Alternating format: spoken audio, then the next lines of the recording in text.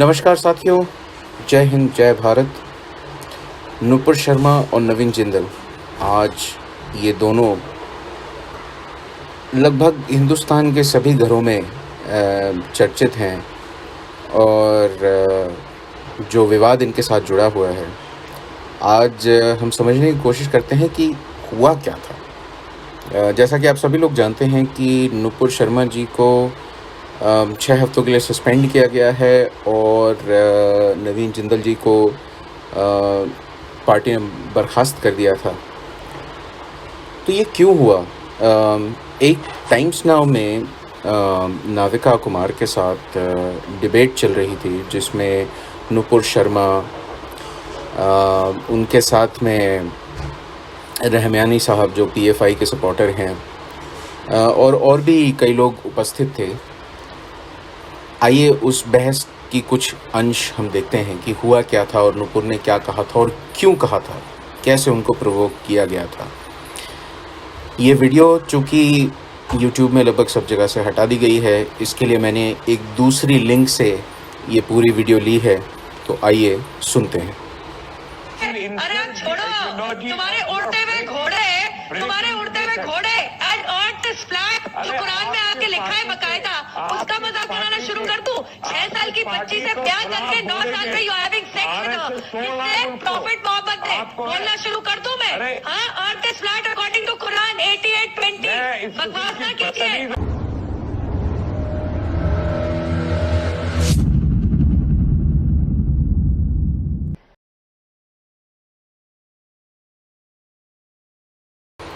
तो जैसा कि आप सब लोगों ने देखा कि बार बार जो ज्ञानवापी में जो शिवलिंग की प्राप्ति हुई है उसको ये कहा जा रहा था कि ये शिवलिंग नहीं, ये एक फव्वारा है। बार बार ये कहा जा रहा था कि ये शिवलिंग नहीं, एक फव्वारा है। उसी बात पे नुपुर जी ने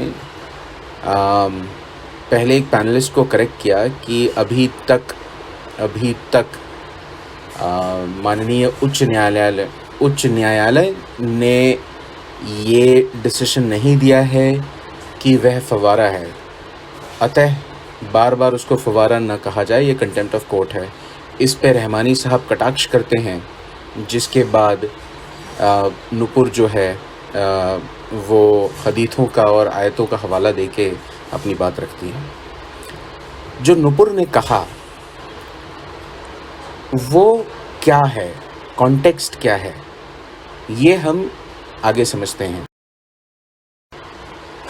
सही अल बुखारी एक हदीथ है जिसके वर्स 51-33 यानी 5133 और 5134 में जो माँ आयशा हैं उनकी शादी और शादी के समय उनकी उम्र और जब मैरिज कंज्यूमेट हुई थी उसकी उम्र के बारे में ज़िक्र है। तो जैसा आपने देखा, ये हदीथ है जो कह रही है कि आयशा की जो उम्र थी वो 6 साल थी और जब मैरिज कंज्यूमेट हुआ था तब उनकी उम्र 9 साल थी। अब आइए देखते हैं कि इनके जो धर्म गुरु हैं, सो कॉल्ड मुस्लिम स्कॉलर्स हैं, जिनमें से ए जाकिर नाइक साहब हैं, उनका इस विषय में क्या कहना है। So if any sisters have any questions, they're most welcome to ask. Assalamu alaikum. Walaikum assalam wa rahmatullahi wa barakatuh. A few days before, there was an article on 10th of May in Hindustan Times with regards to Hazrat Aisha was 19, not 9. Can you just throw some light on that? Sisters asked a question that there was an article that came in Times of India, Hazrat Aisha, may Allah be pleased with her. Her age was 19 and not 9 when she got married. Can I throw some light on that? If you read the hadith in Bukhari which says that Hazrat Aisha, may Allah be pleased with her, she was married to the Prophet at the age of 6 and the marriage was consummated at the age of 9. Now there are many so-called modern scholars who feel that it's not possible, that is the reason they try and justify. And they say that actually the statement is 19 because in Arabic we add an ashra. So this is ashra, the 10 is missing. We said 10, 9 for 19. So the 10 is missing, therefore it sounds to be 9. Actually it should be 19. This is the assumption. But what we believe that after the Quran, alhamdulillah, is the saying of the Prophet ﷺ. And we have to check whether the hadith is sahih or not. And we realize that this hadith of Sahih Bukhari and alhamdulillah it's authentic hadith. But how can we logically prove today? Now those scholars, inverted commas, who when they cannot prove logically any part of the Quran and the hadith, they try and say there is some mistake in the assumption and the meaning is different, etc. What we have to realize that first we have to check whether the hadith is authentic or not. If it's authentic, if we cannot prove it logically, we have to feel and we have to understand that the science hasn't advanced so much to try and make us understand that hadith of the verse of the Quran. So based on this again, what I believe that the hadith is authentic, and even the age of 6 and 9 is authentic, and how to justify that. When I was in the medical college, I passed in 1991, and in the 80s, we were taught in the medical college that a lady, she reaches puberty and adulthood, maturity, at the age of approximately, in India, it is about 13 to 14, 15. In America, it's about 12 to 13.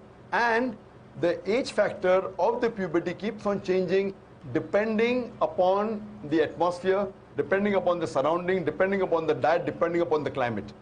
Today, medical science tells us that closer to the equator, the age of puberty is earlier. This is one point of it. And today, after science advance, we have come to know that because of the change in the atmosphere and the surrounding and the diet itself, today in America, as well as in India, there are cases in which there are sisters, mashallah, girls, at the age of 10, they reach puberty. They start having menstrual cycle. And today medical science tells us that if any lady starts the menstrual cycle, at the age of 10, it is nothing unique. It's quite common. Though the age of menstruation today has become a bit less, approximately 12, 13, 14. But even if a girl starts menstruating at the age of 10, even 9, it's nothing to be alarmed of. If the age of menstruation is below the age of 9, then there is a concern. So based on this scientific fact that we have come to know today, according to the Islamic Sharia, moment a lady reaches puberty and a gent reaches puberty, they can marry. Every country has its own law. For example, the law of India is that when a girl reaches the age of 18, they can marry. The law in USA is at the age of 16. The law in Indonesia is 19. So for example, if a couple get married in America who are of the age of 16, so in America it's legal, but in India it's illegal. Now why has India chosen 18 and America chosen 16, we don't know. And there is a state in America called Texas, where coming down generations that it's common to marry early. So therefore in Texas state alone, even if the girl or the boy, they are of the age of 14, they can marry, it's legal. So there's a separate law for Texas because that's the society. So at the age of 14, if a girl or boy living in Texas marries, it's legal. What's illegal in India is legal in America. What is legal in India is illegal in Indonesia or Malaysia. So what we realize that everyone has his own criteria. As far as the Islamic criteria is concerned, I told you that once a girl or a boy reach the age of puberty, when they get matured, they can marry. So based on this, alhamdulillah, what we realize, Hazrat Aisha, may Allah be pleased with her, she was unique. And when we read the life history of Hazrat Aisha, may Allah be pleased with her, she was very intelligent, she was very matured, and alhamdulillah, mashallah, because of that, we know that many ahadith are narrated by the wife of the Prophet Muhammad. There are some people who say that fine, she could have waited for another 10 years and then got married. Some of the Orientalists, some of the so-called modern Muslim scholars. If she had waited for another 10 years, we know that after the Prophet married her, the Prophet hardly lived for 10 years. So if she had married after that, she wouldn't be able to narrate the hadith that we know. So because she was intelligent, she was matured enough, alhamdulillah, I feel medically and scientifically and Islamically, a marriage consummated at the age of 9, once a lady is matured, it's perfectly fine, alhamdulillah. Hope that answers the question, sister. तो दोस्तों, जैसा हमने देखा कि जाकिर नाइक साहब ने साफ साफ कहा है कि सही अल बुखारी हदीथ में ये लिखा गया और उनके हिसाब से ये हदीथ जो है ये ऑथेंटिक है और ये माननीय है। तो इसी के ऊपर अगर हम देखें, एक दूसरे अरब में एक टीवी चैनल में एक अरबी मौलाना ने इसके ऊपर क्या कहा, आइए देखते हैं। لنا في رسول الله صلى الله عليه وسلم قدوة حسنة حيث عقد على زوجته عائشة وكان سنها 6 سنوات وبنى عليها يعني دخل عليها صلى الله عليه وسلم 9 سنوات. يقول 6 سنوات. لا عقد عليها وهي 6 وتزوجها يعني العقد في 6 والبناء اللي هو الدخول في 9 سنوات. ولنا في رسول الله صلى الله عليه वसल्लम. نعم.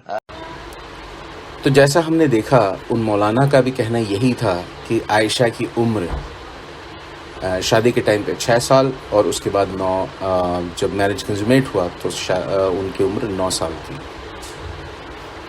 अब यदि इस पे लोगों का ये कहना है कि साहब पैगंबर साहब का इससे अपमान होता है, तो ये अपमान नुपुर ने तो नहीं किया था। अगर देखा जाए तो इस अपमान को तो उस जो किताब है सही अल बुखारी जो हदीथ है उसके लिखने वालों ने किया है, जिसको सपोर्ट इन्हीं के धर्मगुरुओं ने किया है। नुपुर ने तो जो बात कही उन्हीं की बात को आगे बढ़ाया है। तो अगर नुपुर गलत हैं तो बाकी लोग भी गलत हैं। यदि ये रेफरेंस नहीं होता तो नुपुर उसका रेफरेंस नहीं देती। तो यदि किसी को ठीक करने की ज़रूरत है तो उन्हें या तो अपने धर्म ग्रंथों को ठीक करने की ज़रूरत है या अपने धर्मगुरुओं को ठीक करने की ज़रूरत है जो इन चीज़ों की बात आगे करते हैं। यदि आप जो है ये कहेंगे, आप ही की किताबें ये कहेंगे कि साहब इनके जो है माँ आयशा की उम्र 6 साल और 9 साल थी, तो इसका हवाला तो दूसरे भी देंगे। इसमें तो कोई ऐसी बात है नहीं कि इनके शान में अगर इसमें पैगंबर के शान में अगर गुस्ताखी होती है तो सही एविडेंसेस लाए जाएं। जो इनके सो कॉल्ड स्कॉलर्स हैं वो पहले अपनी जानकारी ठीक करें या उनका टीवी पे आना बंद करा दे। ये लोग पब्लिक डोमेन पे इंफॉर्मेशन आए ना, अगर नहीं आएगी तो कोई और यूज़ नहीं करेगा। अब ये कहना कि चूंकि नुपुर ने ये कह दिया है और चूंकि वो एक पार्टी से बिलोंग करती हैं जो कि रूलिंग पार्टी है, तो हम जो है इसको तोड़ मरोड़ के पेश करेंगे। जो वो चिड़ियाघर का भालू यानी जू बेयर है वो उसको कुछ बना देगा, तिल का ताड़ बना देगा और अचानक से हम जो है पत्थर लेके सड़कों पे आ जाएंगे। तो यदि आप सोचते हैं कि साहब ये जो आपकी किताबों में लिखा है उसको कहने से पैगंबर साहब की शान में गुस्ताखी होती है, तो जब आप हमारे शिवलिंग को फव्वारा कहते हैं तो उससे हमारे भगवान का भी अपमान होता है। रिस्पेक्ट एक ऐसा कॉइन है जो म्यूचुअल है। If you want respect you should learn to give respect. इसी के साथ हम वीडियो को समाप्त करते हैं। जय हिंद, जय भारत।